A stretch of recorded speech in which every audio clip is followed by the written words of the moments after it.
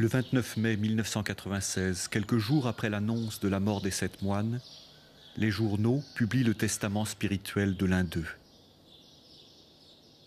2 ans et demi plus tôt, le père Christian, le prieur de la communauté, avait confié une enveloppe fermée à sa famille portant la mention manuscrite « Quand un adieu sans visage ». S'il m'arrivait un jour, et ça pourrait être aujourd'hui, d'être victime du terrorisme qui semble vouloir englober maintenant tous les étrangers vivant en Algérie, j'aimerais que ma communauté, mon église, ma famille, se souviennent que ma vie a été donnée à Dieu et à ce pays.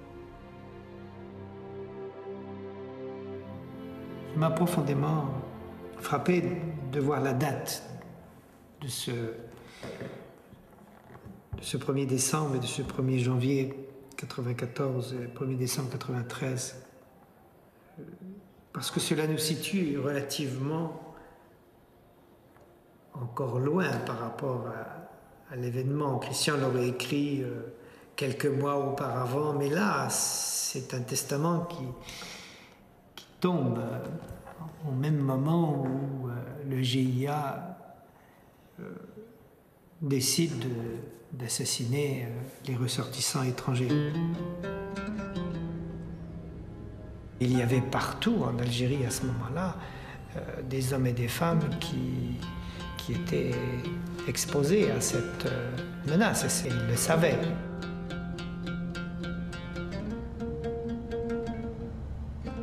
L'Algérie va mal. Déjà en octobre 1988, la jeunesse était descendue dans la rue pour manifester sa révolte, son désespoir.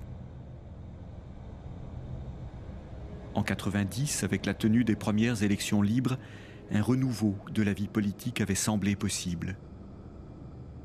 En 1992, quand le Front islamique du salut, le FIS, s'apprête à conquérir le pouvoir par les urnes, l'armée interrompt le processus électoral. De nombreux islamistes prennent alors les armes et le maquis.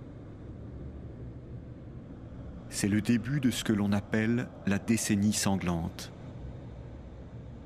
Les premières victimes sont les membres des forces de l'ordre, les représentants de l'État, puis des intellectuels, des journalistes, des femmes qui ne portent pas le voile, certains imams, jusqu'à ce 1er décembre 1993, où cet ultimatum impose aux étrangers de quitter le pays.